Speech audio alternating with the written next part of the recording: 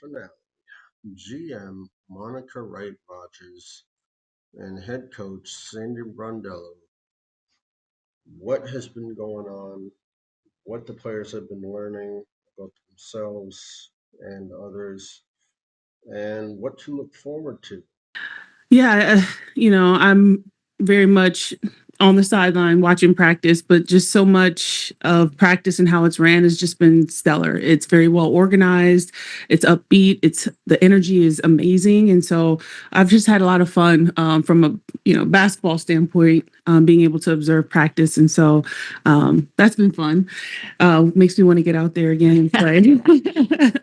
One person that stood out, obviously, I think Marina and Slim, we call Brittany Sykes, we call her Slim. It's just been great to see them early on take those leadership roles on. Just hearing their voices, being able to hear them communicate to the younger players, hearing them speak in the huddle about what identity we want to begin to create as a team, and that's all player led. That's been really enjoyable. I know Timmy Fagbenley has been pretty vocal as well, so that part always excites me and makes me happy. No, it's great. We're making history here, aren't we? So just what they did to Coca-Cola to make it a fun space for the players. They have everything there that they need to prepare and get ready to play.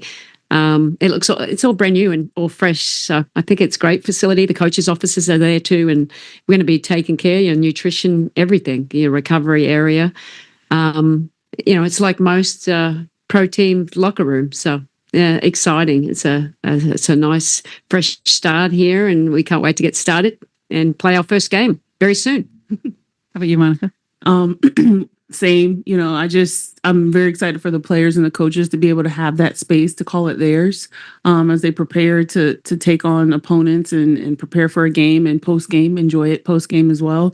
That space was already in ideation before I joined the Tempo. And so shout out to our president, Teresa Resch, which that was her brainchild, and just did a phenomenal job of turning something that was an idea into reality. And so to see it in person is just, blows me away. And also you mentioned the players and having the players in that space, having actual players. I think being on this side of things, it takes so much to get the actual players here in a Tempo jersey. And so having them in that space, enjoying it for the first time, there's really no words to put that, to express the emotion that I'm sure the whole Tempo team felt when it finally happened.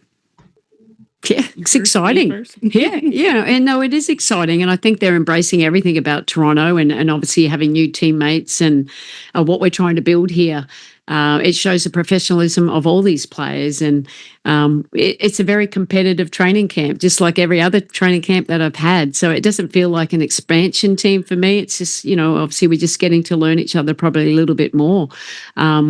But for me, the coach, the players are just ready to compete, and they've been so coachable all week, and we're excited to continue to build this, just, winning each and every day we're on the court.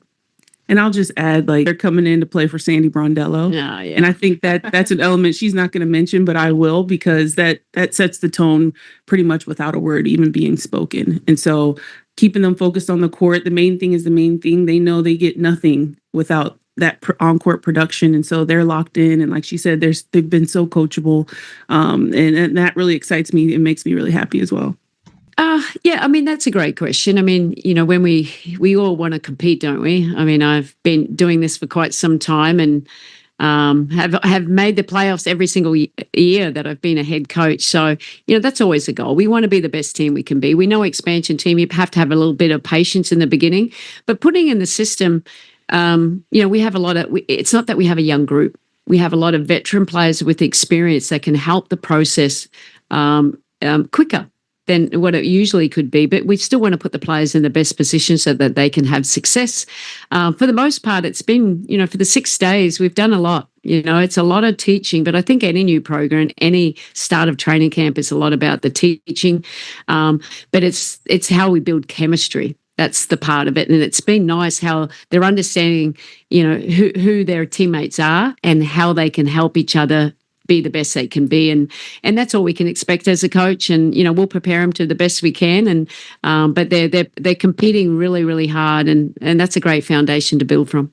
like for me, this the players. I think you heard Niara say that she didn't realise that this is the very first professional women's team, because where we come from, like from in Australia, we have our own national competition, so they're getting to play, outside of US. She just thought that was natural. So there's huge expectations on the energy and what we can bring, the opportunity for these young girls that they can dare to dream and they can see these role models up close and personal. And we are Canada's team, so it's an opportunity to continue to grow women's basketball here. And I think that's important for all the players. And, we are creating history, but we want to make history too, because we want to go out there and compete and show, what this team is capable of doing, and their identity, which we're trying to build, which is daily. We're continually to evolving what we want to look at. We're not the end product. We're 6 days in. We're excited about where we're at. But we're going to keep getting better and better, the more time we have together. And obviously we still have some players to come. So, we've got a big week coming up before we have to make that final roster decision. And but it's also exciting. I think I use that word a fair bit, but there's a lot of excitement, not just for the players, but for the city as well. Savannah Hamilton. I can go first. I actually love the fact that both Sandy and I are former players and can usher in this new franchise on the back of that renegotiation. I think the timing, was tough, because everything kind of went down to the wire, but there was nothing that her and I that was a surprise. And so I think we were already prepared to implement some of the new things that we knew were coming down the pipeline, because we've been there. We know what the players need. We know what they want. I think, we have an organization and ownership team that is 100% on board with ensuring the players have what they need to be successful as well. And so I just think we're in a really great position as former players to make sure that this franchise is player friendly, and again with winning as the priority. But I think we're in a good spot. Yeah, cool. So get obviously 2 former players to lead this organization, and when I chose to come to Toronto, it was more about the leadership, and it started with the top. Obviously, Larry Tenenbaum and Judy, just amazing owners that are really invested in developing women's sport and basketball here. But having Monica, and everyone thinks we knew each other a lot. We didn't. We didn't. We had both played. We had a lot of mutual respect. We have a mutual best friend. But it was like just that partnership. It's exciting, and we're excited to build something special here.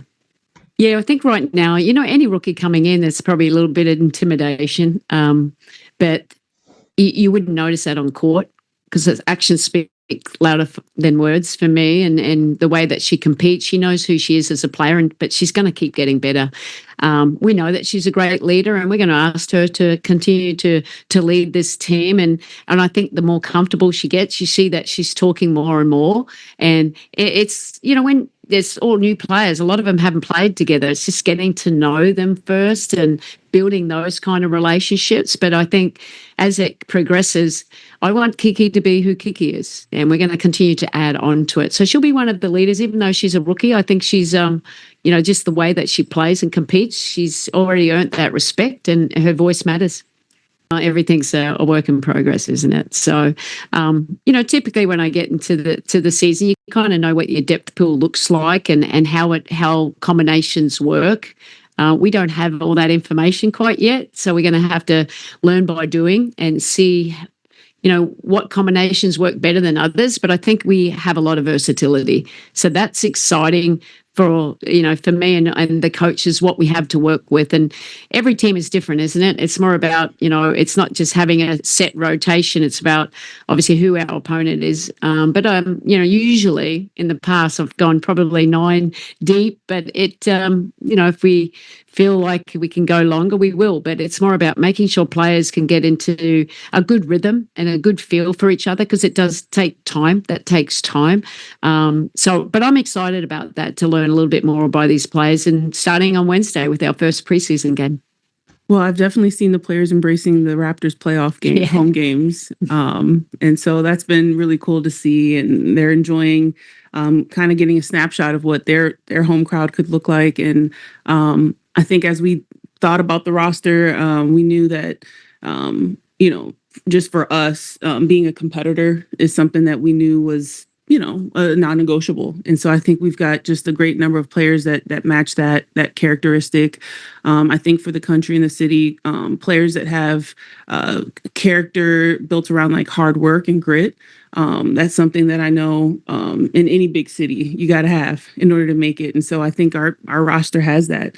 And so just, you know, some of this stuff is just going to have to play itself out once you see the team take the floor and they experience on-court obstacles and adversity, and you'll see what we're made of. But all those things were considered as priorities as we selected as well as on-court skills, right? Got to be able to play the game, but in terms of who they are as players, those things are top of mind.